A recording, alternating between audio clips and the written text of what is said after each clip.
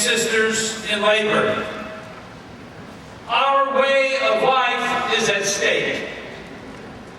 I don't think that's an exaggeration. We have worked together and individually, as did our forefathers and foremothers, to create a country where opportunity expanded, where working people had a fair shake, to earn a decent living, to build a secure future for themselves and their families.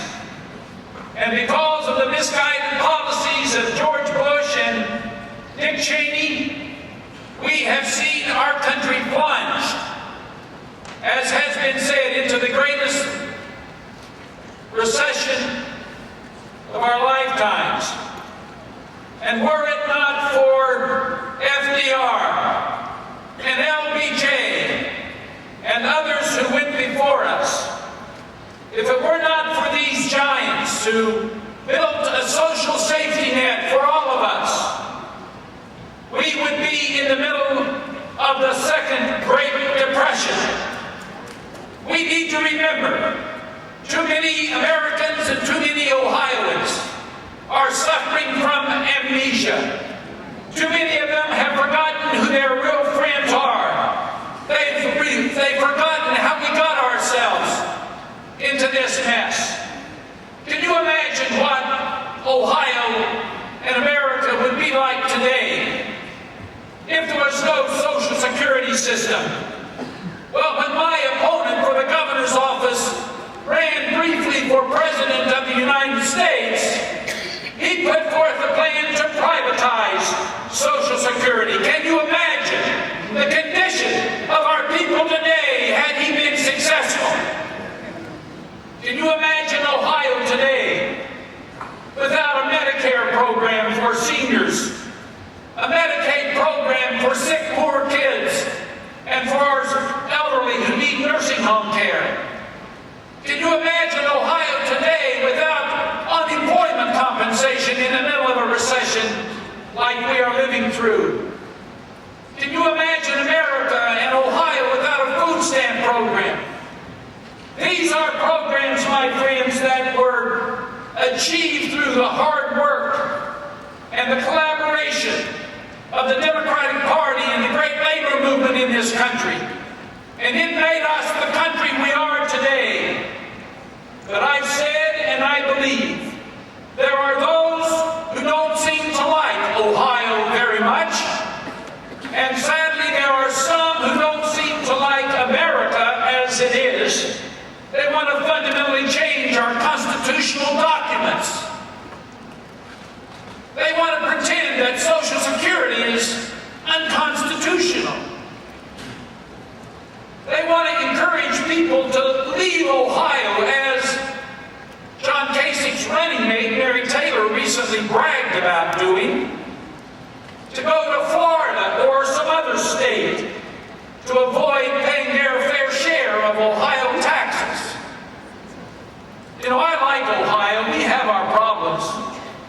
But I like our state because Ohio is filled with 11.4 million men, women, and children, and most of us believe in the common good. We believe in a level playing field. We believe that if you work hard, you should be adequately rewarded and compensated. We believe that if you invest in a pension system, you ought to be able to depend upon that system being there for you once you retire. We believe in a prevailing wage so that people who work hard can have enough money to support their families, educate their kids, contribute to their churches, pay their mortgages. We believe in a minimum wage. We believe that there are people in our society that ought to be at least minimally compensated for the work they do. We believe in workers' compensation so that when people are injured, they can have some sense of security in their lives. Those are the things that we believe as Democrats and as members of organized labor. But there is this country today, a group of people who simply don't believe those things.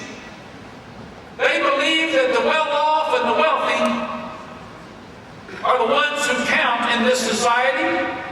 They believe in the trickle-down theory, that if you give large tax breaks to the wealthiest among us, that somehow, once their pockets get filled to overflowing, some of that will fall out and trickle down to all the rest of us.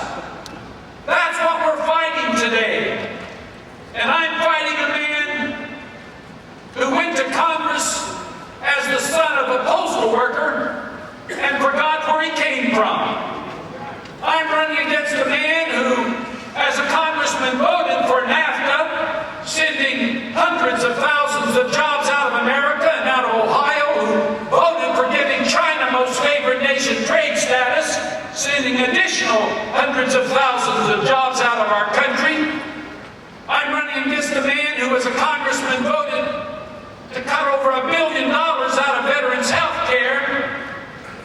I'm voting for a guy who refused to vote to close a loophole that allows really, really rich people to avoid paying their taxes by renouncing their American citizenship. And then he went to Congress, or then he went to Wall Street. He went to Wall Street, he went to work for a company called Lehman Brothers. He made millions of dollars working for that Wall Street investment company that was managed unethically, and I believe corruptly, and perhaps even illegally. And he came to Ohio, as President Trump has just told you. He tried to get Ohio's public pension systems to invest with Lehman Brothers. This company went bankrupt on September the 15th, 2008, 2 years ago tomorrow. And if you want to know what happened to this economy, you pay attention to September the 15th, 2008, because the economy was struggling. But come September 15, 2008, Lehman Brothers went bankrupt and this economy went over a cliff. That's when the plunge occurred. That's when the huge numbers of unemployed began to rise. Ohio pensions lost more than almost $480 million. John Casey walked away that year with a bonus of $400,000. Now he says he wants to bring his business experience to the governor's office. Well, the only business that I know that he's ever been involved in is Lehman Brothers, representing the largest bankruptcy in American history. Listen. This is a tough race. It's tough because people are hurting. You know, my friends, I haven't been a perfect governor, and I never